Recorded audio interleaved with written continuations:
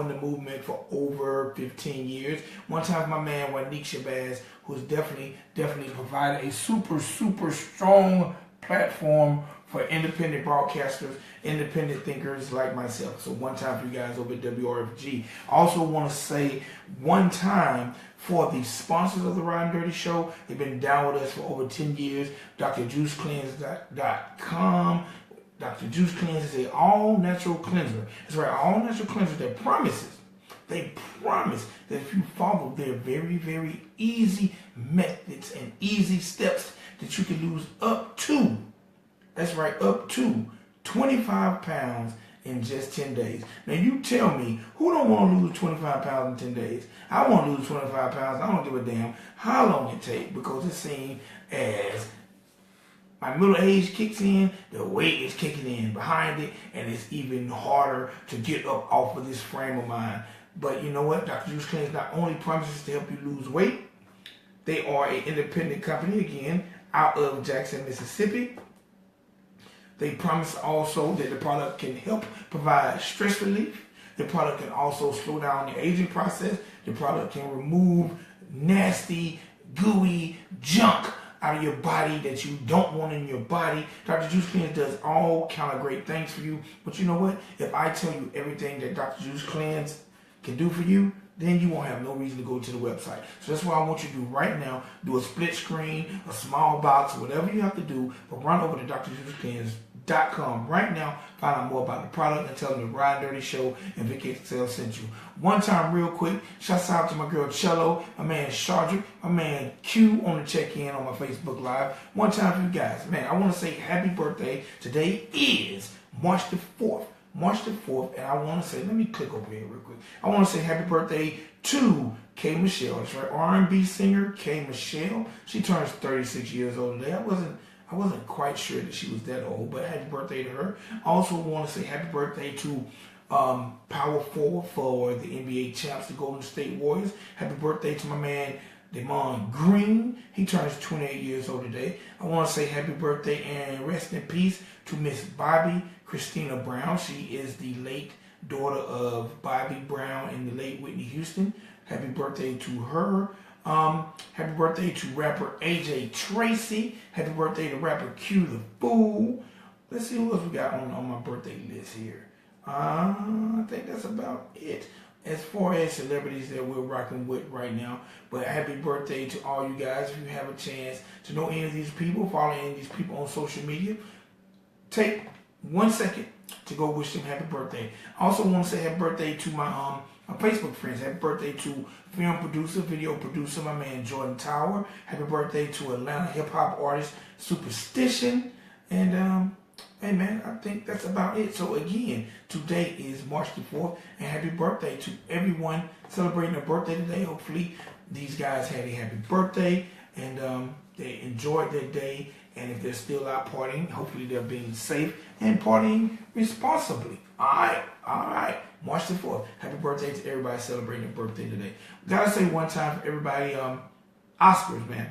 You know what? I've never been a huge fan of the Oscars, and after watching the red carpet, I see why not. Y'all gotta get more black people, man. I'm telling you, y'all gotta do more talking to people of ethnicity. We need more minorities on there, more Hispanics, more blacks.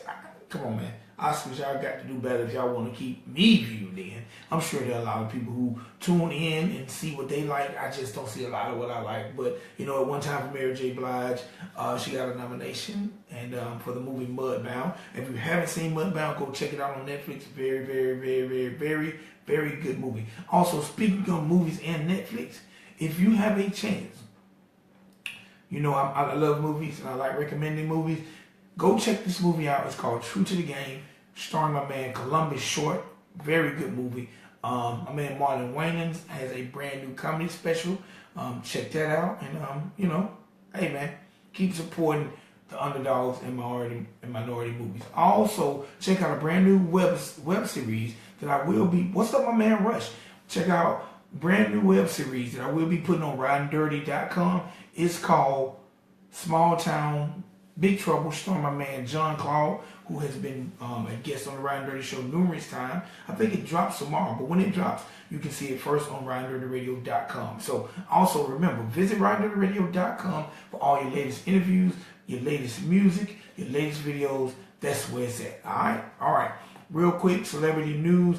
My man T.I. has formally ended the boycott for Houston's restaurant. I don't know if you guys follow, but I've been talking about it. I've talked about it several times.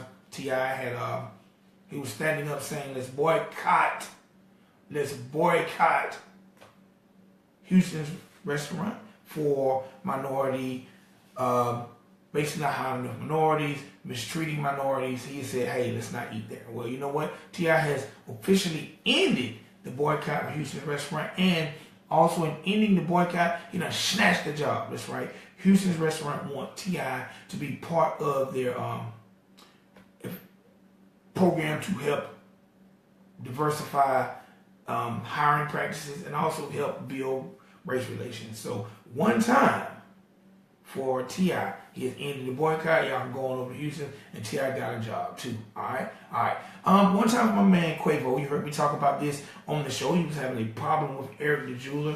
They had a altercation in the club. Well, you know what? Quavo has basically said, I don't want no problems. I don't want to go to court. Bro, come get your bread. So, my man is paying up. No more beef between Eric the Jeweler and my man Quavo. So, one time for them. Now, I gotta say this, get well real soon. There was a lot of false reports out there about my man Rick Ross. Rick Ross is not on life support. He hasn't been on life support, but he is in the hospital receiving treatment. Get well soon to him. I gotta say gas face my man 50 Cent. If you know, 50 Cent and Rick Ross have had beef for years. So, since over this weekend while Rick Ross has been sick, my man my man 50 Cent took to Instagram to say, if he dies, he dies. In the immortal words, my man Ivan Drago. Come on, 50. You don't like Ross, but come on. If he dies, he dies. You gotta stop that. We gotta stop that, man. We gotta do better, man. Get well, Rick Ross. 50 Cent, stop your foolishness. Eat at Houston's.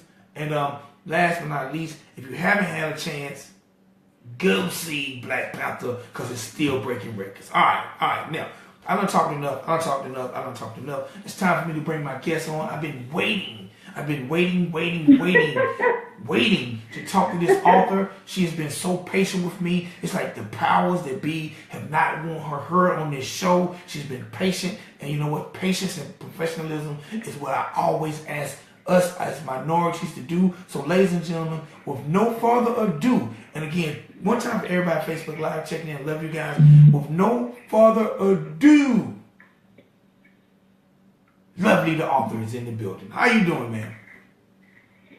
I am great. How are you, Vic? I am doing good. It has been a challenge, I tell you. It has been a challenge, but you know what? Number one, thanks for your professionalism. Thanks for rocking with us. Oh, yes, always. Thanks for rocking with us, because you could have said, you know what, screw them. They ain't playing around or whatever. And none of it's been in my control. But you know what? You're here now, and I'm glad to talk to you. And I don't know if you're aware, because I know you are a native of Jackson, Mississippi, but our sponsor is Dr. Juice Cleanse, and they're based out of Jackson, Mississippi. Actually, the first time I tried to get into the show and I heard that and I went online and I was like, oh, wow. And actually, I'm getting ready to place an order with them next week. So I'm excited and I'm ready for that change as well. So I need to lose a little bit more than 25 pounds, but I figured that's a start. So I have referred a couple of people to their website as well. So I'll be careful hanging on the line listening to that commercial. So, you know, that sponsorship. So that was a great thing. And I really, if I didn't get anything else that night, I learned about the Juice Cleanse and I'm going to give them a try. Well, definitely. I'll be sure to tell them you sent me that way. Yes, please mention that you heard about it, and I sent you great company. They've been with us for years as a sponsor, and it's a personal friend of mine. He's between Atlanta and Mississippi. I've known him over 10 years. The product is doing well, and okay. I'm gonna be honest. I drink Dr. Juice Cleanse. I'm not as thorough on it as I need to be, but it's a wonderful product. Okay. I hope you enjoy it when you get a chance to order it. Oh, I'm sure I will. I'm sure I will. All right, so let's get into the lovely story. The first thing, I've already mentioned that you were from Jackson, Mississippi, but what was it like growing up in Jackson? Well, actually, I am originally from Hazelhurst, Mississippi. So my family moved to Jackson when I was like second half of my ninth grade year. So wasn't too happy about being a kid around that age, moving, leaving all my homegirls and homeboys. But life in Jackson has been okay. It does get pretty rough, but thank God for his protection. We are still here. My family has not been affected, but, you know, like with any other city, crime rate is pretty high. And right now, I don't know what's going on with our lost generation, but I think that's just it. They're lost. So we have a lot of unnecessary crime. You know, bullying is a very big issue, but other than that, it's the norm. We had it when I was growing up in Jackson Public School System, and hey, it's all pretty normal, but I think our children are a little bit more sensitive now, so things don't tend to work like they used to. You know, a lot of people don't know, especially hip-hop fans, because they probably didn't know. They thought New Orleans was the murder capital of the world because Master P used to always talk about it. A lot of people don't know that Jackson, Mississippi for years was the murder capital of the world. And it's only because we're so much smaller, the dynamics of the city.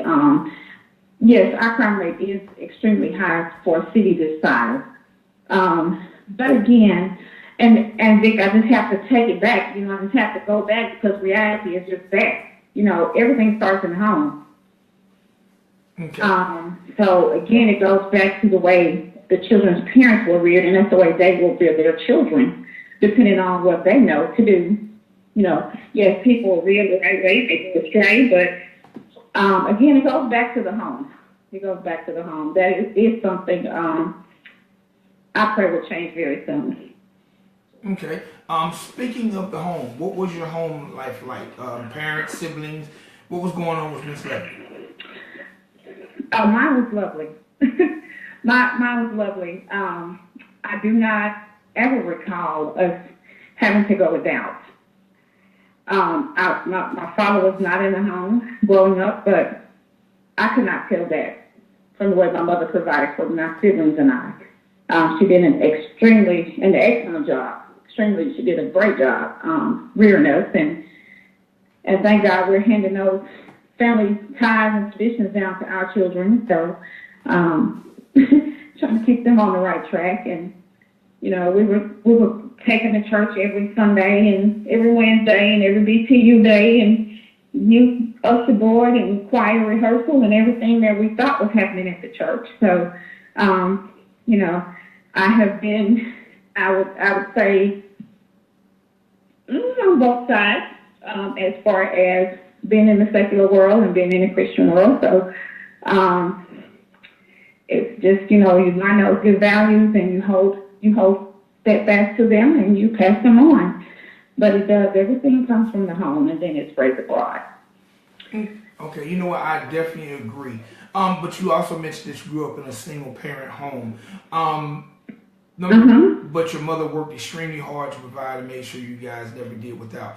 Talk about how much do you feel like growing up in a single parent home affects, especially the minority community today?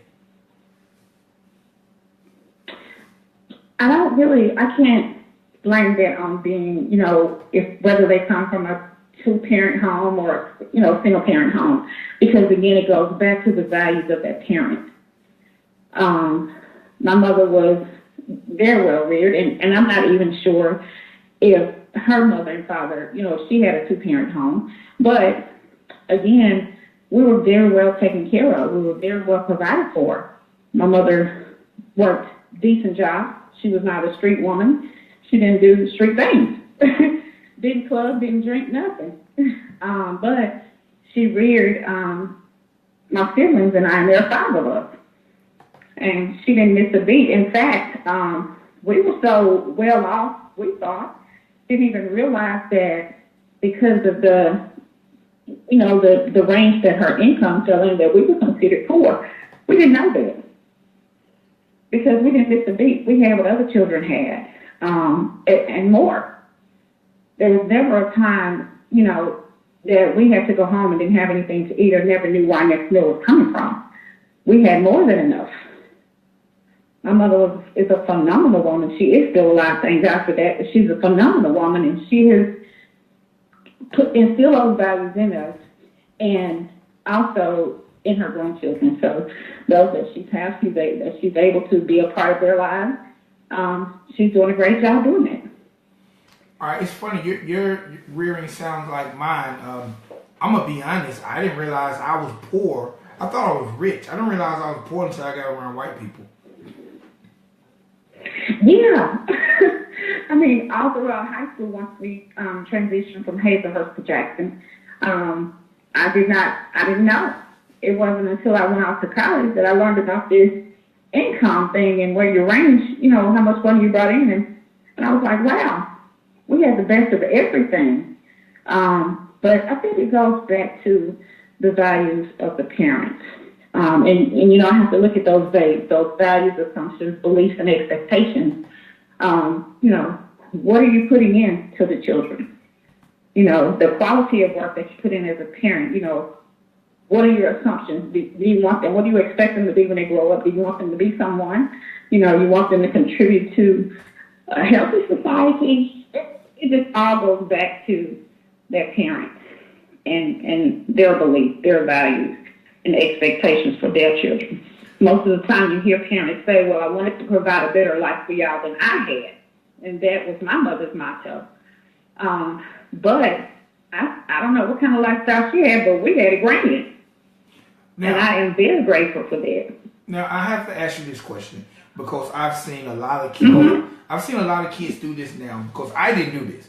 I embraced it. When people said Vic was rich, hey, I was cool with it. I embraced it to the fullest. I didn't know there was such thing as your lights being cut off. I didn't know what an empty refrigerator like.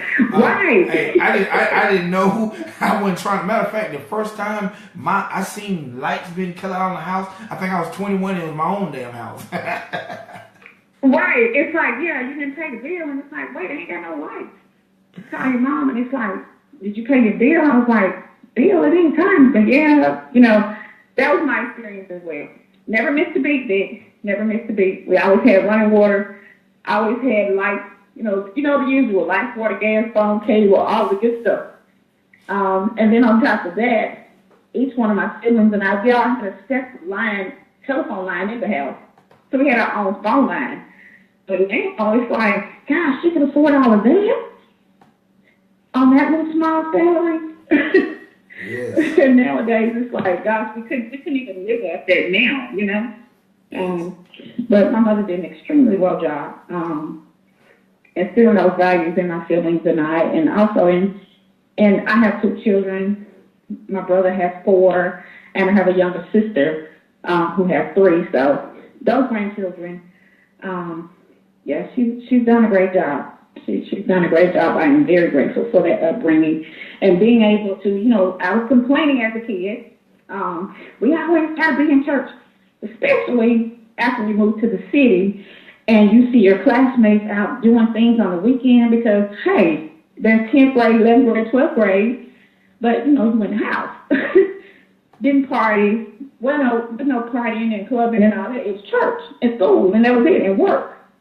But I complained then, but I'm grateful for that Christian upbringing then.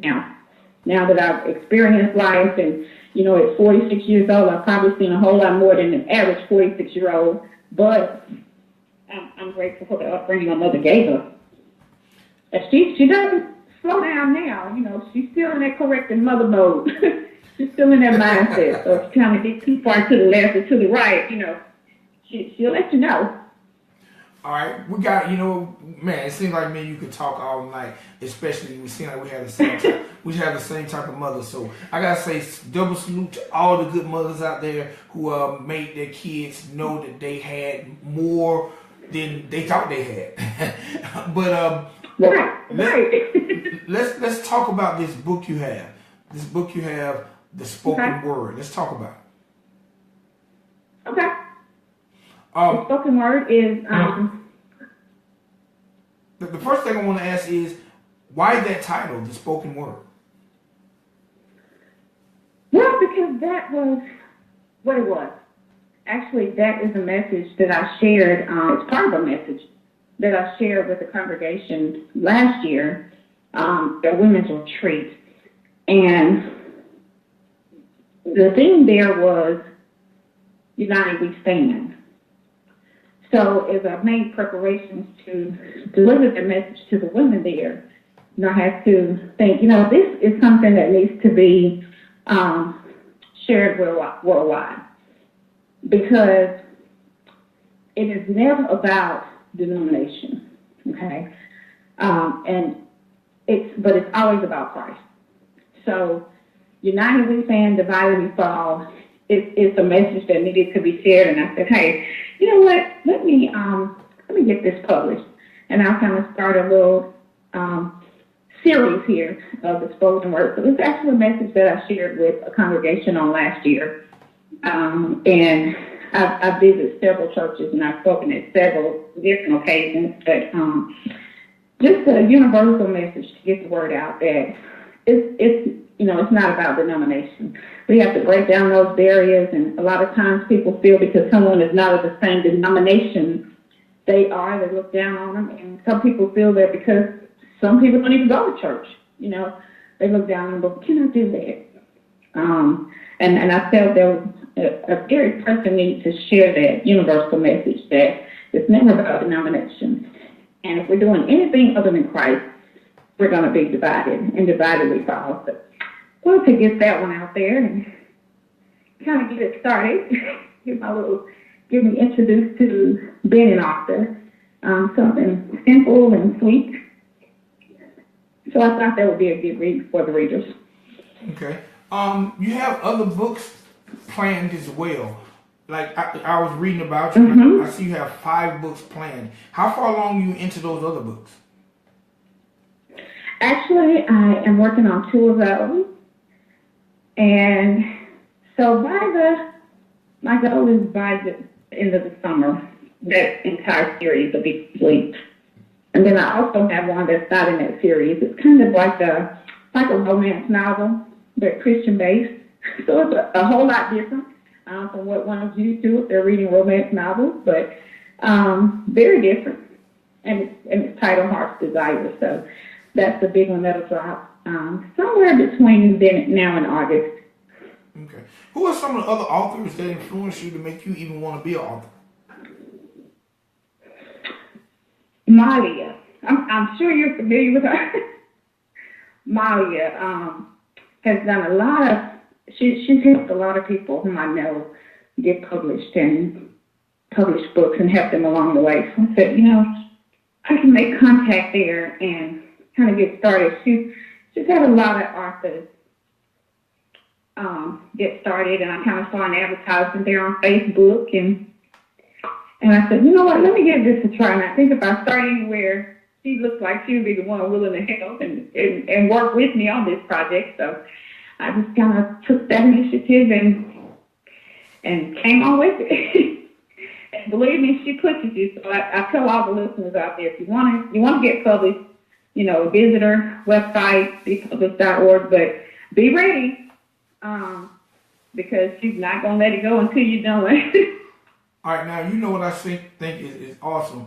You being a female author, Maya, and definitely one time for her, I'm building a relationship with her, and she has nothing but class acts on her team. A lot of times they say women can't work. A lot of times they say women can't work together. They're too catty. What's it like? What's it like working with an entrepreneur like her and you being an entrepreneur yourself? Well, if we as women learn to respect each other and we learn to stay in our lane, if you will, it'll work. It's like, that's her, if we respect each other in a level of expertise, respect those areas. If that's not our profession, stay out of it, we can get along. Most of the times we have those cat fights because somebody want to outdo somebody else. But if everybody else can stay in their lane, they'll be fine. It'll get worked out. And then, too, a lot of times people have to realize we're not of the same species. Yeah, we're all cats, but we're not of the same species. So someone may be a jaguar. Okay.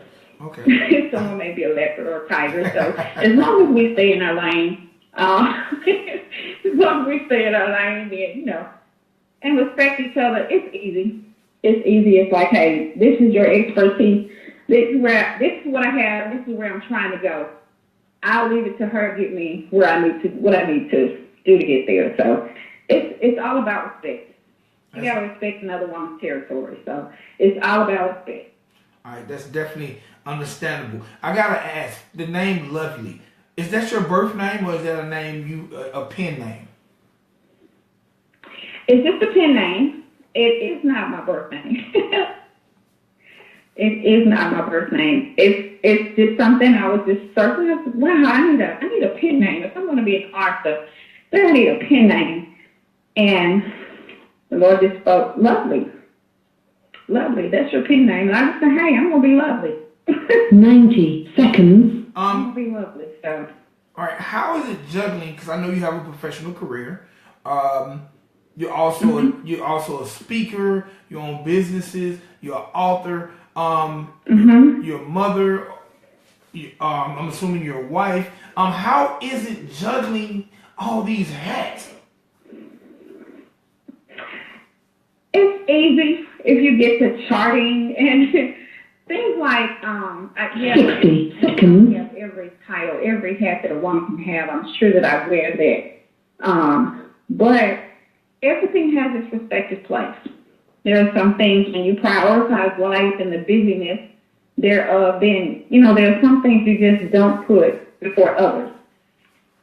So using my calendar, kind of charting everything around, it gets pretty easy. In the beginning, first getting started, it's kind of hard. It's like, you're out of breath before 5 o'clock p.m.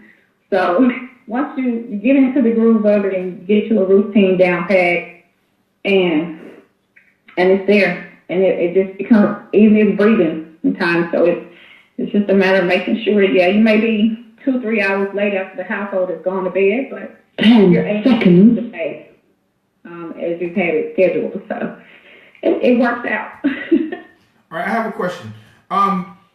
Would you so happen, before we go, would you so happen to have a copy of the book in front of you? I do not, but I'm familiar. Okay. You have a question about a specific page there? No, you know what I have? This show, when I started this show, What? When I started this show over 15 years ago, it was based off hip-hop and my love and admiration for hip-hop. So back in the day, I always say if I ever have a radio show, every rapper I bring on the show, I'm going to make them freestyle. Or if I bring an R&B singer on the show, I'm going to make them sing. But, over the past 15 years, the show has progressed. I do rappers, singers. If you have a story, I want to be the person to tell your story. So what I started doing with authors was I would have them give me an insert of the book. But see, is it possible for you to give, because we're about to get up out of here, is it possible for you to give us a little taste of the book and why we need to order it? Well, yeah, I can give you a little insight to it. I'm really trying to get God's people focused on Him. He is our gate to the kingdom of God. So being a Christian writer, that's strictly my focus. Never about me, but it's always about Him. So I do encourage, in the book, I encourage the readers to lay aside every weight, any issue that's going to prevent them from making it in to the kingdom of God. Then you want to put that aside. Any division that you have in your heart, if you have issues, if you have bridges that are out, you want to go back and mend those bridges. It does not matter if you're not the person who did something wrong, but be the bigger person and go back and make it right. so that relationship is smooth. Because again, we don't know the time of day that we're going to leave this life, but we just have to be ready. In order for us to do that, we have to be rapture ready. In order for us to be rapture ready, we got to be ready at all times. I encourage them to keep in mind, they say there are strength in numbers. That's true. Because when you're in unity, when you're in unison, where there's unity, there's peace. Where there's peace, there's strength. So, united we stand, but divided we fall. All right. Now, before we get up out of here, let the people know how to find Lovely the author and how to get this amazing book. Okay. The book can be purchased through Amazon, through Barnes & Noble. I can be contacted via my webpage, Lovely the Author, at web.com. And also, my Gmail address is lovelytheauthor@gmail.com. All right. Do you have any other forms of social media? Facebook page. I do social media, Facebook, Lovely the Author. All right, Lovely. And it's really created and up and going, so I'm adding people as I go. All right, Miss Lovely. It has been lovely talking to you. Thank you for being so patient. You could have said, oh yes, definitely. Like I said, you could have said, forget this guy, but you've been very patient. And sometimes I want to say, man, I think somebody don't want this word out there. But we're gonna stay persistent, and we're gonna get this word out there about this author. And the word is out there now, and it will live on in infamy. And I encourage everybody to get the book, and you keep doing what you do. Oh, definitely. Thank you. I knew it was nothing. It was everything beyond your control, so I was not surprised. But I do appreciate you continuing to, contact me until we got in. So I enjoyed the show, and have a great night. All right. Ladies and gentlemen, boys and girls, on the line, this has been Lovely the Author. Y'all make sure y'all get a copy of the spoken word. You can get that thing. You can get the ebook. It's only $9.95. You can get the softback for $14.95 at retailers worldwide, definitely on Amazon. This your boy Vic XL. This has been Miss Lovely, and we out of here. I will be back tomorrow at 5 p.m.